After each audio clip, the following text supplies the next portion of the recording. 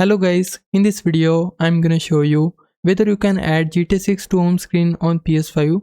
If you have pre-ordered GTA 6 on PS5 and you are trying to add it to your home screen, the short answer is you can't do it right now. PS5 doesn't let you manually pin or add a pre-ordered game directly onto the main home screen. The home screen works dynamically, which means it only shows games that are recently played or already installed on your console. Since GTA 6 isn't downloaded yet and can't be launched yet, its game tile won't appear on the main PS5 bar immediately after pre-ordering. Usually, the icon becomes available closer to launch when preloading starts. So for GTA 6, once preloading opens and the game begins downloading, that's when it should start appearing on your home screen automatically. Until then, you can still check your pre-order. Just open your game library, go to your collection, find GTA 6 and open it.